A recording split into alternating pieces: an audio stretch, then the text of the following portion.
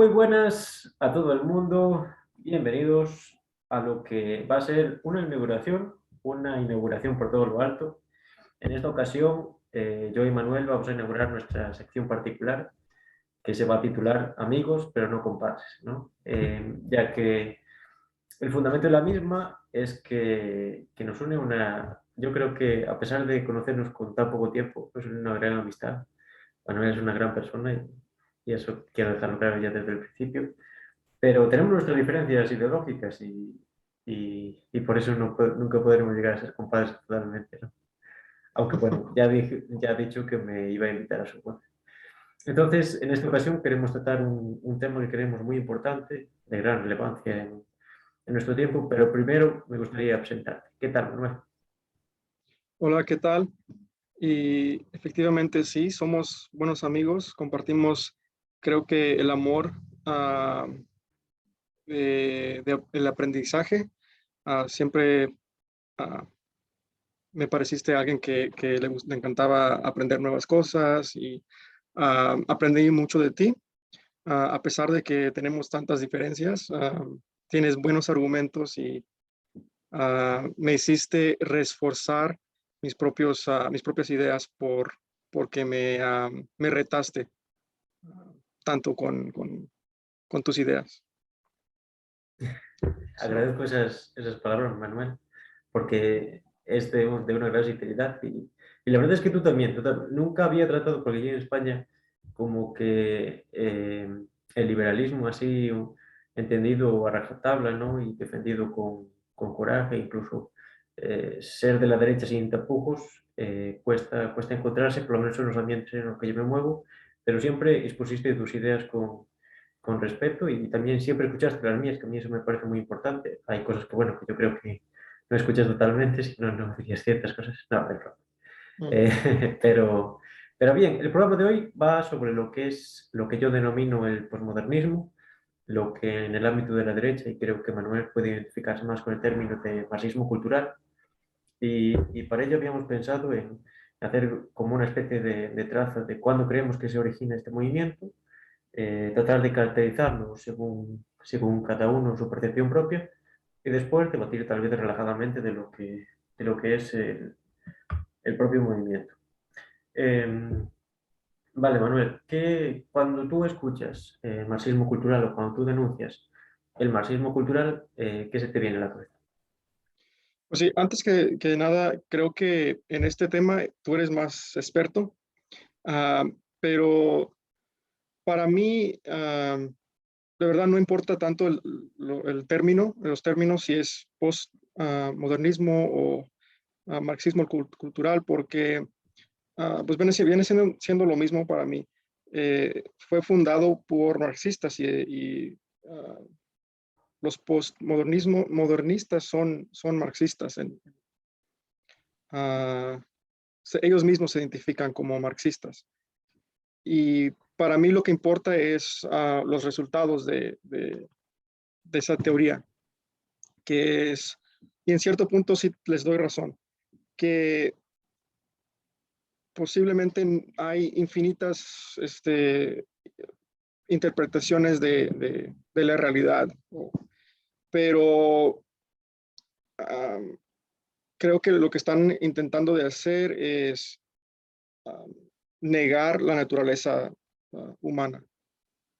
O sea, Hasta ese punto creo que podemos estar de acuerdo.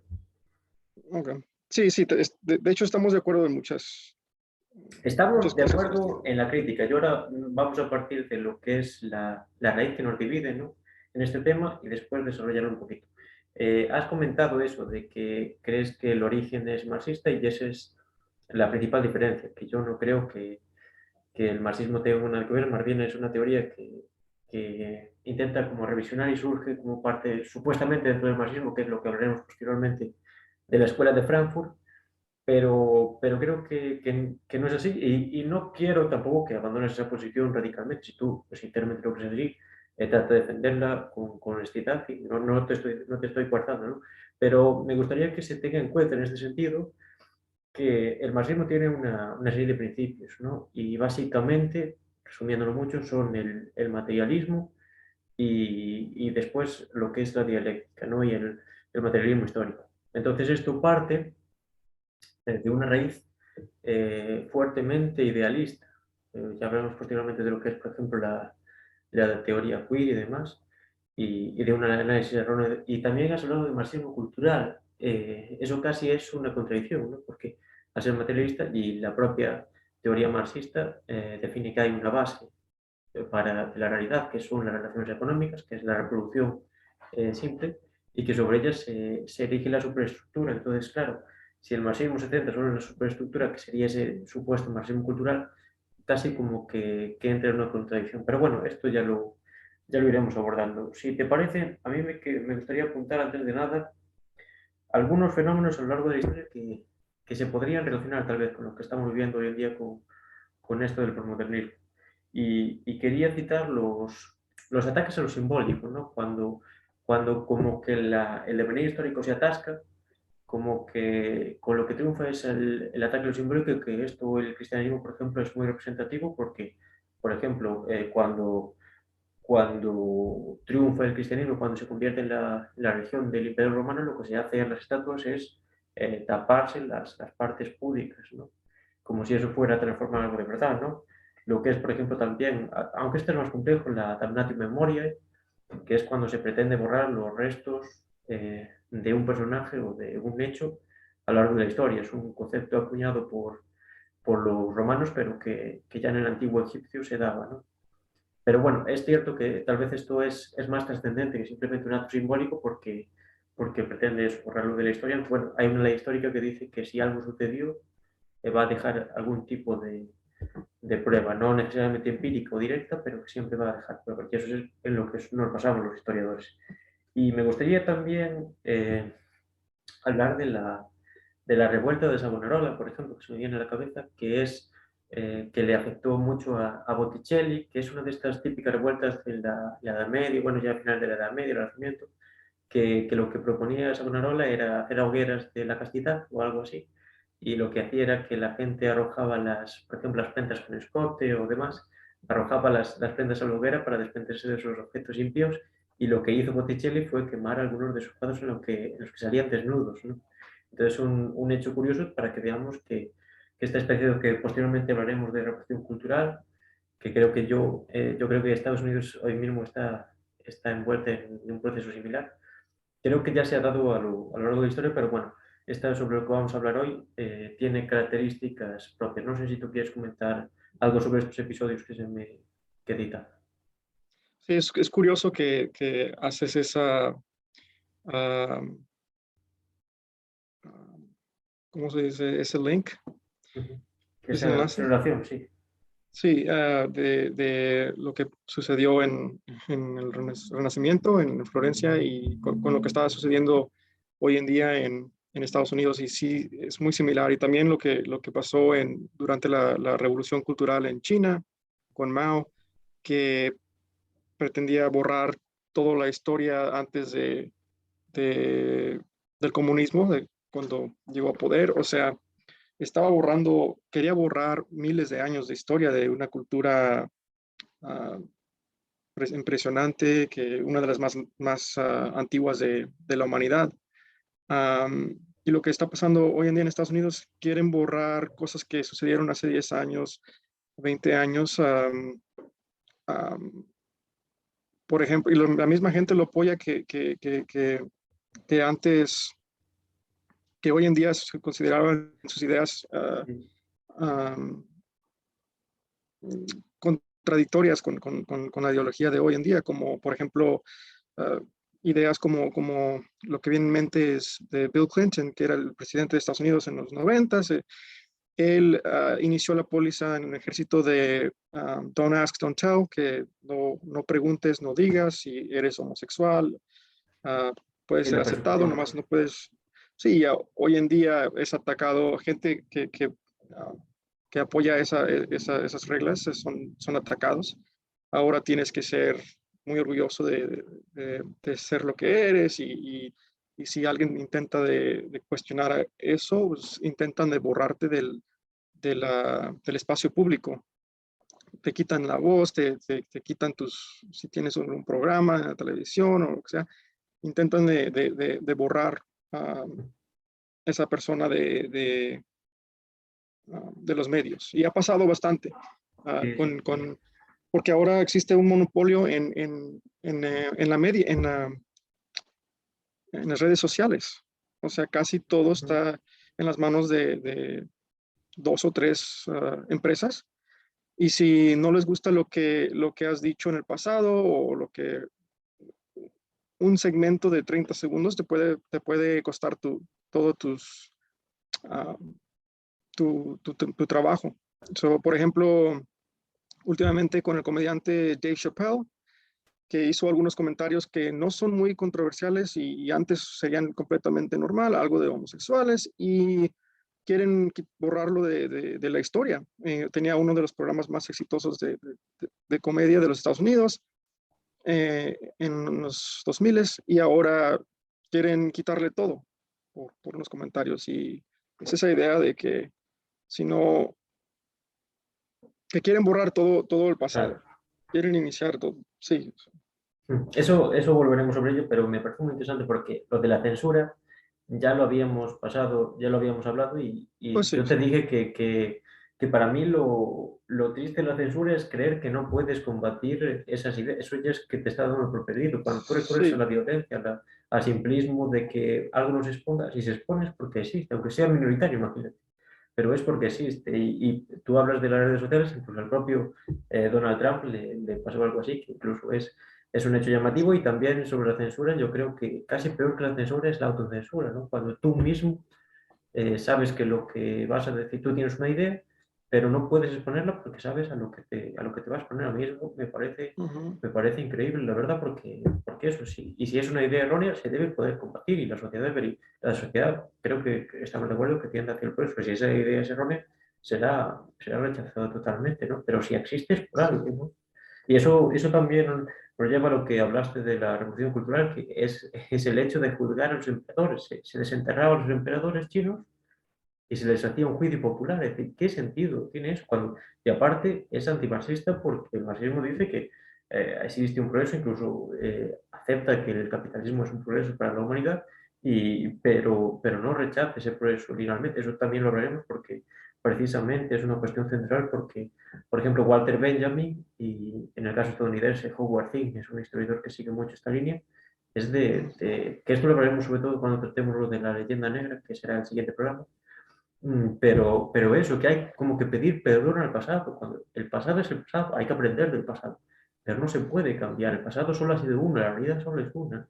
es Y como lo que pasó hace unos años en España, que desenterraron un caudillo. no, no, estaba con honor de Estado, ahora se le ha cambiado de sitio, pero sí, Pero igual, o en sea, parte es verdad, en parte tienes razón porque eso no se puede cambiar. Y si en su momento, en los años 70 no se movió a Franco, ¿qué sentido tiene moverlo ahora? Es como, mm, también hablaremos también del Pazo de Meirás, aquí en Galicia, un pazo donde anteriormente estaba Pardo Bazán, que es una figura también muy reaccionaria, y ahora estaba Franco, y si quiere, hay un lío ahí cuando Galicia tiene problemas mucho más gordos, y si realmente no se soluciona eso en los 70, que es cuando se tenía que solucionar, es porque realmente existe una continuidad en ese sentido. pero les duele sus sentimientos y quieren volver a reabrir heridas viejas, creo. Sí, también logramos en el programa de España de que lo que hay no es una cuestión política que juega con eso, pero que realmente el trasfondo no es ese, no quieren transformar nada. Lo de Franco, ya te digo, el PSOE ya existía con potencia en los años 70, pudo haberlo hecho, pero es ahora, Sí. como con la crisis que hay con tal, desviar la atención y crear un debate que a ellos les favorece, y después la derecha también entra, ¿sabes? Es como un bucle que no lleva a nada, ¿no? Pero bueno, eso ya lo veremos en el futuro. También quería apuntar, y si te parece, entramos ya un poquito en lo que yo creo que son como las bases del posmodernismo, ¿no? Antes he hablado del cristianismo. Para mí hay un papel del cristianismo que introduce también la noción de la salvación individual, que yo creo que, por ejemplo, en movimientos posmodernos como es el veganismo, a mí me parece que tiene mucha lógica, ¿no? O el ecologismo, en cierta parte, como lo entiende el capitalismo, ¿no? Porque tú con tu consumo, tú con tu acción individual vas a ganarte el cielo, ¿no? Porque vas a respetar a los animales, como quien dice, ¿no? Cuando en realidad es mucho más complejo y bueno, ya para equiparar a los animales con el ser humano, yo creo que eso ya denota ya muestra la clase de personas que puede llegar a ser, que eso aquí, por ejemplo, en el rural de Galicia, ya hablamos posteriormente del fenómeno hippie, pero es algo muy alarmante, ¿no? Pero esa cuestión de tú solo como que vas a salvar el mundo y la cosa no funciona así. Y si quieres salvar tu alma, di eso, que salves tu alma, pero no digas que estás haciendo algo por los animales cuando estás consumiendo determinados productos que son igual o peores que otros. Eso me Ujú. gustaría dejarlo claro. Y si te parece, a mí creo que cuando se inicia todo esto, la gran revolución cultural, como quien dice, es el jacobinismo francés, porque el jacobinismo francés es, como quien dice, la parte final de la Revolución Francesa, es la burguesía revolucionaria que llega hasta su tope, porque la burguesía no puede atentar contra, por ejemplo, la noción de propiedad privada, que es la base en la que se sustenta. Entonces, cuando se empieza a votar, es cuando empieza esta revolución cultural, ¿no? Por ejemplo, se cambia el calendario, se quiere instituir una especie de religión de Estado, que en parte también se relaciona con el nacionalismo, pero hay una cuestión muy interesante y creo que es central, que es el jacobinismo establece que el pueblo tiene derecho a la revolución.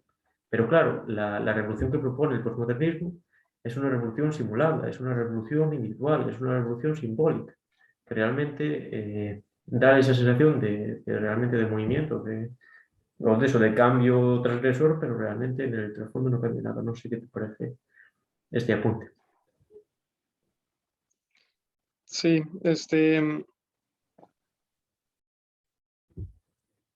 sí, en eso estoy de acuerdo. Y, y, bueno, a mí esto me gustaría tenerlo presente, ¿no? Porque me parece muy interesante la cuestión eso, del derecho a la revolución y la revolución cultural que ya se vivía en aquel momento, que la ilustración en sí, cuando se aplica en la práctica, es para eso mismo. Y si te parece, nos metemos en el propio movimiento del posmodernismo, que con anterioridad a la Escuela de Frankfurt existe una campaña en la Unión Soviética contra que se denomina una querella por una crítica teatral y la querella de los críticos teatrales, en las que a través de eso, pues como que se quería introducir en la Unión Soviética la noción de cosmopolitismo, ¿no? Y negar el patriotismo, que fueron uno de los pilares durante la Segunda Guerra Mundial. Sobre esto hay muchas interpretaciones y la mayoritaria es la trotskista de que esto era un elemento del estalinismo, que quería imponer un pensamiento único y demás. Pero bueno, yo creo que en esta crítica teatral ya se pueden ver muchos de las cuestiones que se verán posteriormente en lo que es el cosmopolitismo, que en sí atenta contra eso, contra la idea de patria, no tanto contra la nación, que supone la imposición de unas naciones a otras, y defiende como una especie de cultura capitalista del consumo, ¿no? No sé tú qué opinas del globalismo, el cosmopolitismo. Sí, como se me olvidó cómo se llama, pero muchos comunistas fueron educados en Francia, ah, y fueron influenciados mucho por las ideas. Ah, Ah, sí, Sartre, Foucault, todo eso es bueno. El sí, estructuralismo. Sí, el sí. estructuralismo parte del existencialismo, Sartre. También Ho Chi Minh, eh, Sí, sí, también, y de hecho hablaremos porque en mayo del 68, que para mí es uno de los momentos clave de todo este proceso, se cita mucho, hay muchas referencias a Mao, a la revolución cultural, la revolución de los estudiantes, que defendía dentro de lo que es la revolución cultural, ¿no? Y es claro, esa simulación, es lo que hablamos anteriormente, la simulación de la revolución, porque si tú te fijas incluso en los propios lemas de mayo del 68, son lemas totalmente vagos, esto de la primera norma es que no hay normas, esos conceptos vacíos, y hay muchas referencias a Mao. Incluso yo estuve estudiando el caso de Sendero Luminoso en Perú, los años 60 en Perú y así, y también decía la propia policía secreta que no podían entrar a las universidades porque en las universidades había directamente en casi todas las clases un mural con la cara de Mao y está muy relacionado también este fenómeno, pero claro, ¿quién estudiaba en Perú de esos años? ¿Qué valores tenía la clase estudiantil europea por aquellos momentos? Aunque bueno, es cierto que, que la universidad en aquellos años se había abierto un poco más a la clase obrera, pero sí, realmente también el estructuralismo, en parte también parte de esos conceptos idealistas, el existencialismo de Sartre, de Simone de Beauvoir, es puro idealismo en estado puro. Ujú. Y como el, no sé qué consideras comunismo exactamente, pero en Camboya, con Pol Pot, ellos querían eliminar o tenían un odio a las ciudades, al metropolitanismo. Sí, Sí, querían, sí, sí ajá, el concepto de bohemia, cosmopolitismo. sí, creían que estaban en contra de los obreros del campo, de los campesinos, y querían eliminar ah, las ideas que crecieron en las ciudades. Le llamaron a las ciudades parasitas en la tierra, Parásito. que parasitas, ajá. Y pues sí, no tengo mucho más que Es agregar. que, por ejemplo, Camboya y Corea del Norte están muy influenciados por el maoísmo. Sí, Esto tal vez es necesario, y a mí me gustaría mucho en el canal hacer como una historia del movimiento comunista internacional para poder situar a lo que es el maoísmo. Yo el maoísmo creo que no tiene nada que ver con el comunismo porque es una especie de nacionalbolchevismo. Por ejemplo, la bandera de China representa a la pequeña burguesía nacional, a la gran burguesía nacional, al proletariado y al campesinado. Creo que son las tres estrellas, ¿no? Y eso, claro, va contra las propias teorías a contra las propias teorías del marxismo y creo que es una especie eso, de nacional-bolchevismo, una especie de nacionalismo corporativista, la teoría del tercer mundo que mencionamos en el caso de Cuba, la teoría de dependencia, en parte de la Bruce, está muy relacionada con el maoísmo. Todo eso que realmente es crear un foco imperialista, que es lo que es China hoy día, con sus relaciones en África y parte del sudeste asiático, sí, y eso, y esclavizar a otras naciones y neutralizarse a base de la explotación salvaje que, bueno, ha tenido China. Entonces, por eso yo creo que no es conveniente asociarlo con el socialismo o el comunismo, pero bueno, esto es otro debate, pero es muy interesante la noción de revolución cultural. Yo creo que aquí tiene mucho sentido porque básicamente también es eso, porque Mao justificaba la revolución cultural como que no había las bases materiales para avanzar hacia el socialismo, entonces que se tenía que cambiar la gente. Pero claro, eso es mm, negar el marxismo porque el marxismo defiende, creo que es en el prólogo a la crítica de la economía política de Marx, que dice que el ser material antecede al ser social. Tú no puedes tener determinadas ideas si no hay una base material para esas ideas, ¿no? La idea de plusvalía y así no puede aparecer hasta que no aparece la circulación mercantil compleja y todo eso, ¿no? Entonces, en este sentido, Mao justificaba así, pero bueno, después lo que se ha visto es que, que era una guerra dentro del partido por imponer la línea nacionalista, la línea del capitalista, del propio Mao, bueno, entonces, por eso creo que es interesante analizar también ese proceso.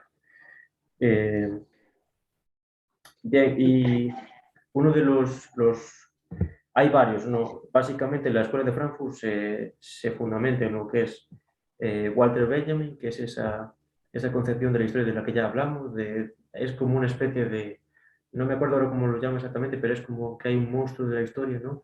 Que es necesario combatir y que se combate dentro de la propia historia, cambiando tu escritura de la historia, lo que hace Howard Zinn. Howard Zinn creo que tiene la obra de otra historia de los Estados Unidos o la historia de Estados Unidos contada de otra forma, algo así es el título, lo pueden buscar. Y lo que hace en esa obra, yo la empecé a leer, después vino la pandemia y la tuve que dejar, que estaba en la biblioteca, y lo que hace es hablarte ya de que los indios con los que encontró Colón se encontraban con una especie de estado ideal y que eran súper felices y que llegó Colón a destruir toda esa felicidad cuando realmente miramos los parámetros productivos, que esto ya lo veremos también en la leyenda negra, ¿no? Porque, sobre todo con Frank me gustaría mucho discutir esta cuestión, que es que sí, ¿no? Tal vez los indios pues viviendo en taparrabos y todo lo que tú quieres eran muy felices, ¿no? pero las capacidades productivas de crear una sociedad del progreso, del trabajo y demás, solo pudieron ser a través de la conquista, porque por ejemplo, los mayas tenían un calendario súper desarrollado y súper preciso, pero eran esclavos de ese calendario porque, por ejemplo, no conocían ni el arado, tenían el palo cavador, que era la base de su agricultura, y las tierras se agotaban y tenían que andarse trasladando continuamente. Eso no es modo de que una sociedad mejore y se desarrolle, ¿no? Y por eso hay autores que dicen que los mayas eran esclavos de su calendario, ¿no? Porque eran esclavos del ciclo agrícola. Ujú. Entonces, Sí, definitivamente no era un paraíso. claro, es Hasta eso. el mismo Caribe, sí, había los Caribes, los Caribs y los Arawaks. So, sí, siempre había guerra y era una sociedad muy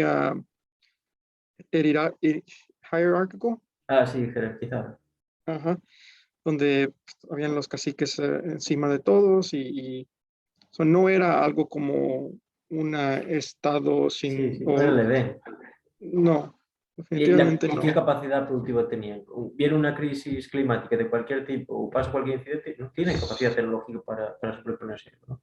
No, yo creo que había pocos estados cuando llegó Colón que tenían las reservas alimentarias Sí, la capacidad para, de sí, generar. para sobrevivir a una crisis. ¿No? Pero si no era como que planificaban eh, un plan de cinco Sí, no años. desarrollaban, claro, claro, no estaba No, desarrollado. Claro, por eso. Pero con Walter Benjamin yo creo que lo trataremos más con Frank en el concepto de leyenda negra. Después está la crítica a la ilustración de Horkheimer y Adorno, que es como la principal obra de la Escuela de Frankfurt y que introduce un nuevo paradigma, ¿no?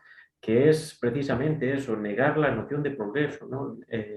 A través de la supuesta crítica a la ilustración se quiere negar el avance de la sociedad y entonces, y ahí entramos también al concepto del decrecimiento, ¿no? Que supuestamente la parte negativa del progreso que se inauguró con la ilustración daría, entonces como que hay que decrecer, lo que tú dijiste, en parte es muy interesante lo que tú dijiste de los gemeres rojos de Camboya, porque en parte es una visión parecida, ¿no? Como que el progreso de la sociedad es algo reaccionario y que hay que volver atrás, ¿no? Que esto ya son ideas que estaban presentes en Proudhon, por ejemplo, la pequeña producción es más positiva que la gran producción, la pequeña propiedad y todo eso.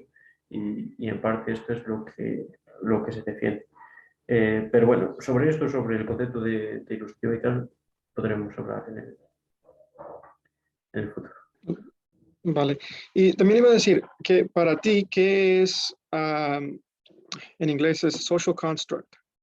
Un Contrato constructo social.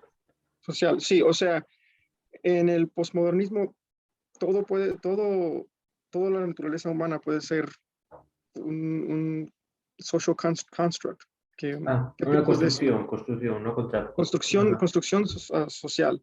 Sí, o Ujú. sea, el hecho de que tú eres un hombre, eres un hombre. Si te identificas como un Sí, hombre eso, heterosexual, ¿es un constructo social o es de tu naturaleza? claro, ahí nos vamos a una disyuntiva filosófica que es entre empirismo y el racionalismo. El racionalismo defiende que Sí. somos todo idea y que las ideas ya son preconcebidas en nosotros. En cambio, el empirismo defiende que somos como una tabula rasa.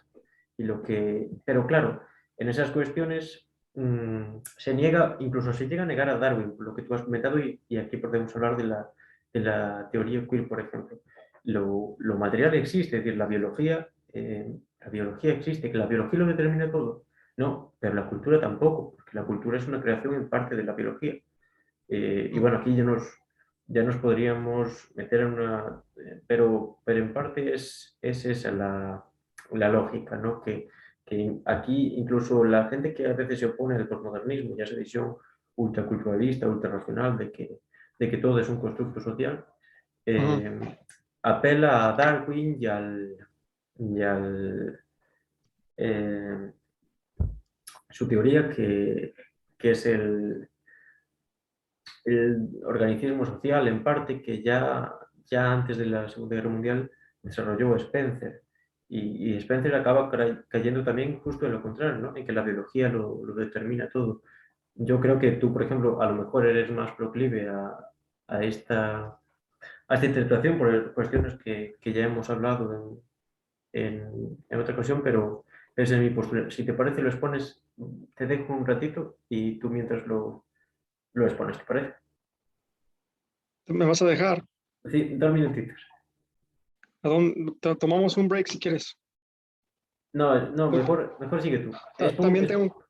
también tengo que aprender a... Vale, paramos Vale, aquí. Vale. vamos un break. Ok. Oh, un segundo. Ahora, ahora vamos a seguir con lo que es la Escuela de Frankfurt. Es muy interesante la cuestión que ha tocado ahora Manuel, porque lo que para mí hace Freud es tratar de suscitar el empirismo, ¿no? Y después todo eso da desarrollo en lo que es el freudomarxismo, que precisamente se da en Herbert Marcuse, la tercera gran figura de la Escuela de Frankfurt, y en el que yo creo que más se basa el posmodernismo, porque para mí quien mejor interpreta el posmodernismo en sus orígenes es Michel Cluscar, un autor francés que ya empezó a denunciar todo esto del mayo del 68 y demás. Y para mí lo que hace el Freud es resucitar la noción de empirismo. ¿Por qué? Aparte de que Freud, su obra es de un escaso valor científico, porque creo que es en un documental de Adam Curtis, Hypernormalization, creo que es, o en algún parecido, en el que cita que la obra de Freud se difundió sobre todo en Estados Unidos y demás, porque bueno, tenía contactos con un familiar suyo, estaba en altos cargos del gobierno de Estados Unidos en aquel momento, pero bueno, ahora no me acuerdo muy bien de la historia, creo que podéis buscar el documental, ahí sí que sale. Pero ¿por qué es imperialista para mí Freud? Porque se remite a algo material, que es la reproducción sexual, ¿no?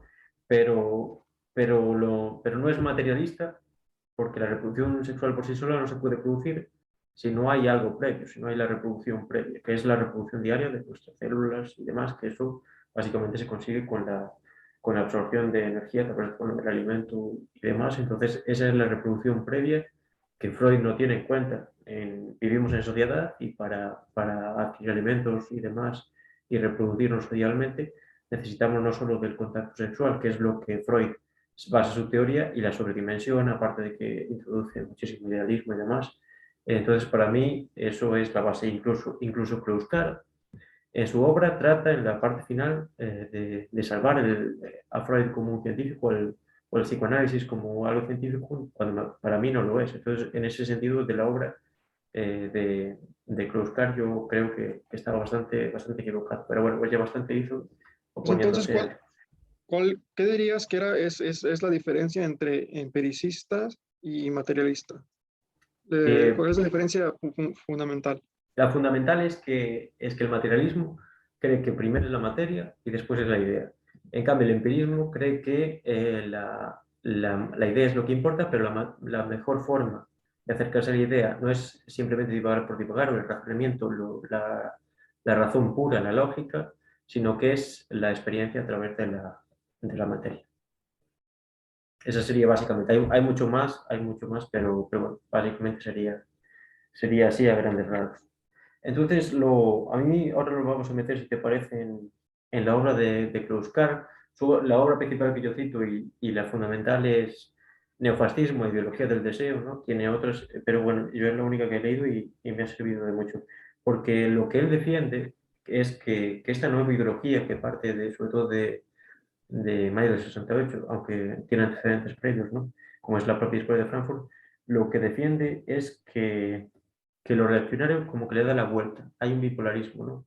Y lo podemos ver en todos los ámbitos. El feminismo defiende la supremacía de la mujer cuando previamente se defendía la supremacía del hombre, ¿no?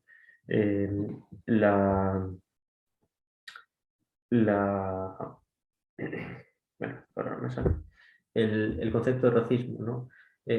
Antes era superior el hombre blanco y el resto eran inferiores. Ahora es al revés, para todas las razas, supuesto que yo no creo que haya razas, pero bueno, ahora supuestamente todos los racial o los racializados, como dicen algunos de ellos, son inferiores, son superiores todos al hombre blanco, es la inversión, ¿no?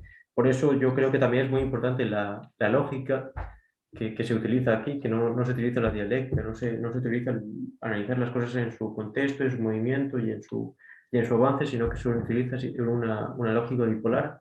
Si esto antes era oscuro, se le cambia de color para que parezca blanco, si esto antes era de una forma, se le da la vuelta. Entonces, para mí, la base del posmodernismo, y por eso yo creo que, aparte de lo que uno lo considera marxista y otro no, o de izquierda simplemente, o bueno, de progreso, ¿no? Es esta también, ¿no? Que yo creo que es igual de reaccionario que lo contrario, que lo podríamos llamar el tradicionalismo, el fascismo quizás, ¿no? Y para mí es como darle la vuelta. Y como dices, para ti no existen las razas, pero en eso, ok, no sé si estoy de acuerdo que en el concepto de que ah, quizá las razas son una construcción social, quizá, no sé, pero si nosotros creemos que existen, las hacemos realidad. Si hay un concepto de raza blanca y otra de, no sé qué sería yo, una raza mezclada. Si existe ese concepto, lo podemos darle vida. Eso No sé si me es explico. eso en parte, por eso muchas veces en los reaccionarios yo creo que se tocan, porque precisamente eso es de lo que habla este movimiento, que el tema de lo racializado, ¿no? Supuestamente no existen las razas, pero se crean Supuesto. culturalmente, ¿no? Que supuestamente no hay diferencias, pero entonces en parte acepta esas diferencias que supuestamente no existen, las acepta y en base a eso crea un sistema inverso al racismo clásico, que es el europeo, que en sí la base de ese racismo que existió hasta los años 40, probablemente hasta la derrota del nazismo y esas tesis, que es muy interesante porque la confusión que muchas veces la gente tiene entre ciencia y academia, en este sentido también se puede citar, pero básicamente ese racismo estaba justificado para, para legitimar de alguna forma que en base es una de las premisas del racionalismo, remitirse a un ente externo o a una causa externa y que todo deriva de ahí, de la imposición de lo europeo, el colonialismo europeo en esencia sobre otros basado en la raza, que eso parte del concepto de territorio y de clima, que eso es como que determina al ser humano a ser mejor y por eso tiene la capacidad de imponerse a otros, cuando realmente yo creo que esa imposición no es nada racial, sino es una cuestión tecnológica y una cuestión natural, que no creo que, como Walter Benjamin, que haya que crucificar a todos los blancos por haberse impuesto, porque digo que lo principal en esa disyuntiva es que existían clases sociales y no es lo mismo.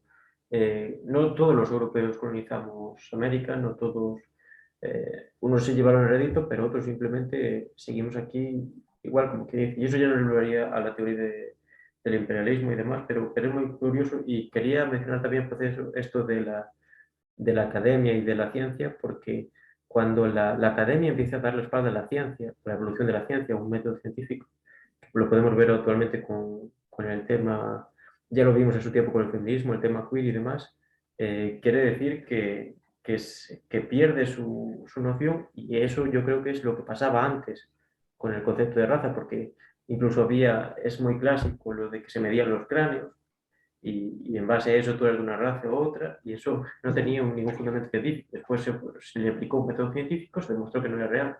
Pues ahora con lo queer y demás que utiliza de cuña el, el, Jesús, el psicoanálisis de Freud, lo utiliza como cuña para introducirse en la ciencia, cuando no es ciencia, es empirismo, no hay ningún método científico que demuestre que lo que decía Freud era verdad, porque es puro idealismo y, y el feminismo ya lo hace con el existencialismo que citaste tú de Sartre, que es la famosa frase de Simone de Beauvoir de mujer no se hace, mujer se piensa o se llega a ser, ¿no? Es decir, que ser mujer es algo cultural, ¿no? Cuando no hay nada más Sí, material que ser mujer, que es tu sexo. Y volvemos otra vez a la de constructo social. A ver, ¿por qué hay dos sexos? Solo hay dos sexos biológicamente. Después están los intersexuales que que es como la gente que nace con dos pezones, que es una anomalía, pero que no tiene nada de malo tampoco, no es ninguna, pero es una anomalía que afecta al 1% de la población mundial. ¿Por qué hay dos sexos? Porque el ser humano se reproduce en base al contacto de dos sexos opuestos que, como quien dice, cada uno pone su parte y en base a eso se reproduce, nace un nuevo ser, también parte de los cromosomas, tal, pero en base, la base es esa, dos gametos que se relacionan para... Y no tiene nada de malo que lo que también el movimiento este del no binarismo. Es decir, si yo digo que soy no binario, que no soy ni hombre ni mujer, supuestamente ya no soy ni hombre ni mujer. No, soy hombre, tengo genitales masculinos y no pasa absolutamente nada. Eso no determina nada mi futuro. Yo Esto puedo... es la primera vez que estoy descubriendo esto. Claro, claro, es que... Que tienes, que eres hombre, tienes genitales, ¿no? No, pero sí, sí, Eres un no, pero sí, desastre, ¿verdad? es cierto, o sea, eres un hombre, obviamente eres un hombre, ¿verdad? Yo Sí, creo que sí, hasta esta sí, mañana por lo menos era un ok. hombre. Pues sí, y qué hace am, que cambie eso? O sea, si tú decides, nomás si tú decides, oye, Claro, es hoy la, ya soy mujer. claro, es la estupidez como si ser, que esto es un tema muy más amplio. Yo tengo dos artículos en gallego, pero bueno, si quieren alguien leerlos, Yo lo puedo ver. eh, se, ¿Qué me pasa? hay un correo de contacto que está en la descripción del vídeo, ahí pueden contactarnos y yo se los mando encantados, que es precisamente sobre el tema quiz, sobre algunas cuestiones de estas que, bueno, no vamos a hablar más, pero creo que sirva, y también el movimiento este LGTB, no sé qué tal, todo eso, a mí lo que me molesta es la noción de orgullo. Es decir, tú eres una persona que le gustan los hombres, es lo más normal. No tienes nada por qué, no te pongas nervioso, ¿no? Pero no tienes por qué sentirte orgulloso porque no es ninguna tara, no es nada diferente. Simplemente tienes tu sexualidad, que es algo privado. Y por Y eso no es volvemos a ninguna Freud, accomplishment. claro, volvemos a Freud, ¿no? Como la sexualidad, que es lo que nos determina, que tiene que ser algo público y es nuestra habilidad. Que yo tengo escuchado que en algunas universidades ya se empieza a introducir la militancia sexual. Es decir, si tú dices, por ejemplo, que eres de izquierdas y se te acerca una persona que dice que es un chef y no lo es, y tú no te quieres acostar con ella, a ti ya te cancelan políticamente, ya dice que no puedes ser izquierda, por ejemplo. Y eso ya es la militancia sexual. Aquí a Galicia creo que no ha llegado, aunque a lo mejor en Santiago sí, a lo mejor ya se ha desarrollado. De momento aquí yo no tengo escuchado casos de eso, pero creo que se pueden dar, y en Estados Unidos seguramente se dan a patadas, por desgracia, ¿no? Es lo que decimos de la revolución cultural, ¿no? Pero, pero sí, sí, es un tema, por eso la noción de orgullo, ¿no? No hay nada ni de reconocerse ni de que sentirse orgulloso, es una sexualidad como podemos tener cualquiera de nosotros, ¿no? Y hacer de una Sí, causa política de eso me parece sumamente racional. sí, yo tengo un amigo que es cristiano, es muy cristiano. O sea, no sé si eres, yo la verdad no, pero No, él dijo yo que, soy ateo. sí, bueno, yo más o menos también. Pero él dijo que sí tenía sentido lo que dijo para él y para los cristianos, que Dios no está en contra de la homosexualidad, está en contra de orgullo, de ese orgullo que tiene uno, que, o sea, obviamente somos los dos ateos, pero tiene sentido eso que, sí, qué orgullo tienes de eso, no es ningún acontecimiento, ningún Ah, accomplishment. sí, no hay ningún complejo ni acontecimiento. Sí, sí, o sea, Sí, no lo entiendo. sí, yo tampoco me lo de la militancia sexual a mí me parece una estupidez tremenda, ¿no? Sí, o sea, yo no Pero creo en discriminar, ellos está bien, todo perfecto, pero, y respetar a todos, pero ¿qué se ganan sí, con sí, eso? sí, realmente hasta casi se separan de la sociedad, ¿no? Crean su microsociedad, entonces así nunca van a resolver ese problema. Sí, Pero, entonces, ¿qué te parece si te expongo unas pocas de las ideas que he seleccionado de Michel Clouscar, de su teoría, que me parece muy, muy certera? Y bueno, y ¿no? después ya vamos a... ¿Te parece? Vale. Vale, Michel Clouscar hablaba básicamente de la teoría que es la base del posmodernismo, y esto también tiene muy vinculación con la noción del orgullo, ¿no? De que el principal conflicto es la sexualidad, ¿no? No tanto tu posición social, ¿no? Y esto parte de la base de que en Occidente la clase obrera se ha aburguesado, como quien dice, y ya es minoritaria, entonces no es una clase revolucionaria, ¿no? Esto parte de la equivocación entre lo que son Clouscar lo explica finalmente, lo que son los bienes de equipo y los bienes de consumo. Aquí en Occidente hay capacidad para acceder a bienes de consumo, ¿no? Hay una sociedad de consumo que, bueno, se puede confundir con lo que sería la clase media, los sueldos dan, aunque bueno, aquí en España, por ejemplo, con la inflación que estamos viviendo recientemente, cada vez da Ujú. menos, pero bueno, hay una cierta sociedad del consumo, se puede decir tal, y es la propia clase obrera que consume, pero la clase obrera se lo gana trabajando y yo creo que mientras, al ser parte de su trabajo, puede consumirlo en lo que le dé la gana. Esto no lo convierte en... Lo que te convierte en proletariado de burguesía es si tienes en posesión medios de producción, ¿no? Esa es la cuestión clave. Entonces, claro, a partir de esto, el posmodernismo defiende que el nuevo sujeto revolucionario son los marginados. Esto Foucault lo explica de manera clara, pero ya está con anterioridad, ¿no? Entonces, lo que se denomina marginados, los locos, todo eso, eso es el nuevo sujeto revolucionario, ¿no? Porque supuestamente la lucha obrera no los incluía en sus luchas, ¿no? Y Mm. esto crea, por otro lado, el concepto de que la clase obrera es reaccionaria de por sí, ¿no? Que su naturaleza es ser una clase reaccionaria, ¿no?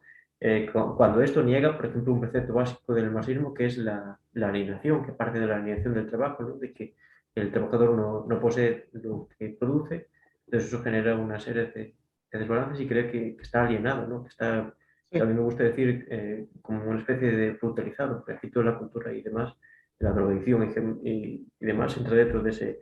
Entonces no es reaccionaria de por sí la clase obrera, sino que, bueno, aquí también podríamos hablar también de lo que hablamos del racismo, todo eso, el orgullo, como que se pretenden separar a los obreros y enfrentarlos a estas luchas cuando no tienen nada que ver, pero la lucha principal es la lucha obrera que no niega a las otras, pero si las colocas antes, estás negando esa ujú, misma lucha, ¿no? sí. Y Corrígeme o termino. no, no, no. Pues iba a decir, corrígeme si me equivoco, pero Ujú. Foucault, básicamente su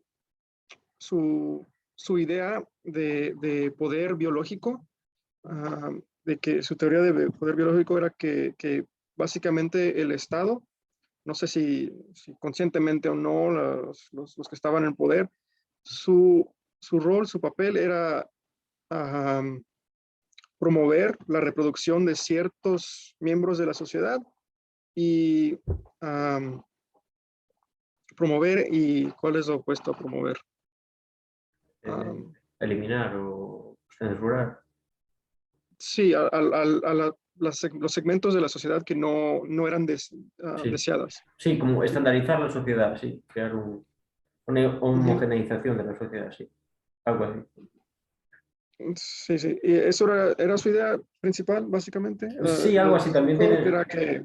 Ujú. La mayoría de la gente reconoce a Foucault por su definición del poder, cuando es una auténtica mamada. Su definición es que existe una especie de panóptico que lo vigila todo, como una especie de gran hermano, el rollo Sí. este de Orwell de 1984, todo eso, y que eso lo vigila todo, y lo que nos acaba llevando la teoría de Foucault es que si tú quieres alejarte del poder y demás, ¿no? Tienes que ser un hippie en el campo, fumando porros, evadiéndote de la realidad, ¿no? Eso es lo que me llama, ¿no? Porque, bueno, incluso el marxismo tiene una definición que me parece mucho más correcta, que el poder, la coerción se ejerce sobre los medios, ¿no? Si yo te quito, monopolizo tu sustento y lo controlo, puedo hacer de ti lo que quiera porque tengo la base de tu reproducción. Ahí volvemos otra vez al concepto de reproducción, ¿no? A mí me Sí. parece mucho más acertada que esa idea de que nos vigilan constantemente y todo eso, cuando eso casi es metafísica, porque eso sería que el estado actual va a ser así para siempre cuando el cambio está ahí. Mm. Entonces, todo esto nos lleva a la idea indirecta, que a mí me parece que está muy presente, que de esto no lo he visto nadie que lo citase ni que lo expusiese, que se considera a la clase obrera como una especie de inválido normal, ¿no? Que su emancipación es imposible porque eso, ¿no? Porque, claro, si tú centras tu lucha en los locos, los marginados, como dice aquí, ¿no? como dice obviamente esa clase nunca se va a poder emancipar básicamente porque no es una clase, ¿no? Y si atendemos a la historia como la sucesión de la lucha de clases, eso es negarla prácticamente.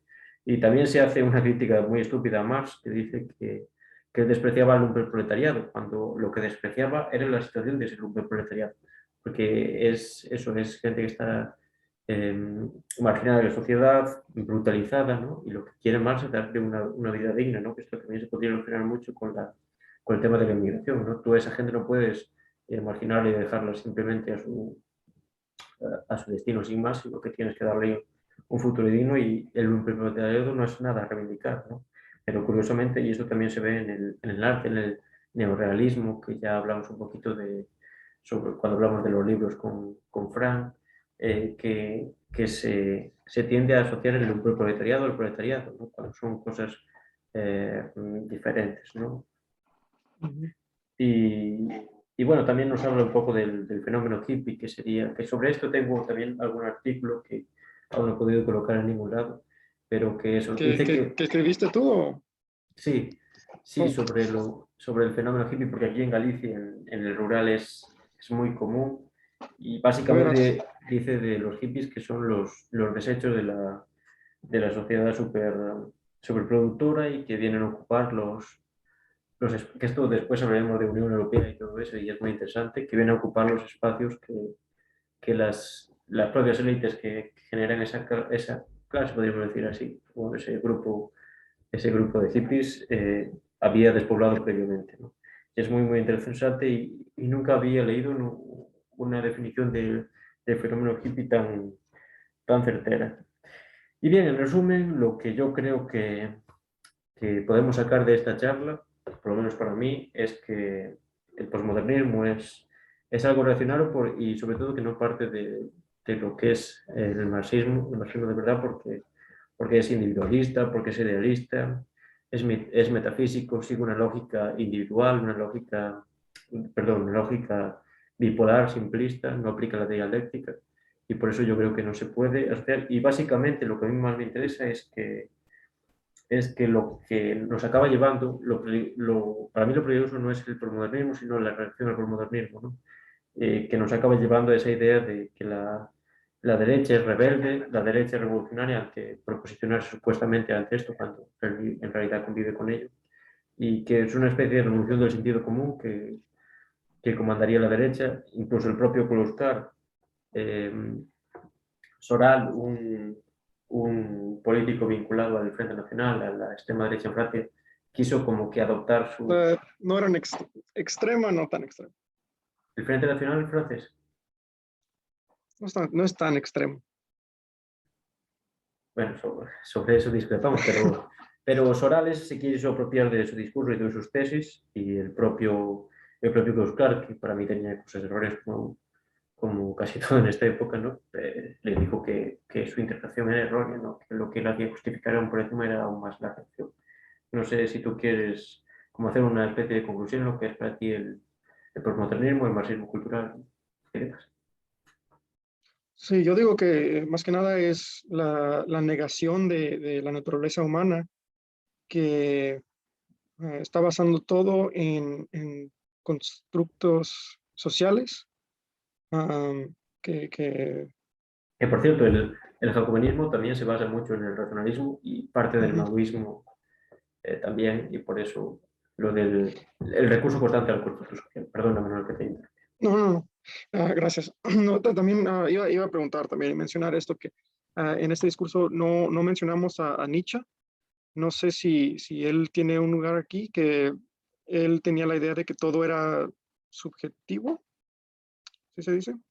Subjective, que nada era, um, que todo era subjective, que nada era Subjetivo, claro. objetivo. Ajá.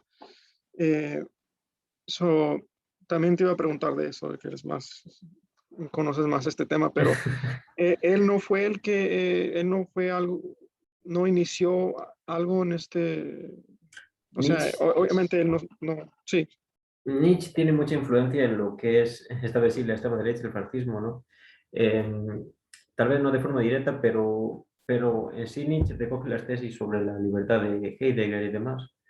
Ujú. Y, y es en parte ese nihilismo, ese voluntarismo, ese irracionalismo, que es muy interesante porque precisamente el fascismo es una negación de la racionalidad, lo que se conoce como algo así como el culto a la muerte, ¿no? Que incluso aquí la Legión Española, su himno es eso, el Hijo de la Muerte.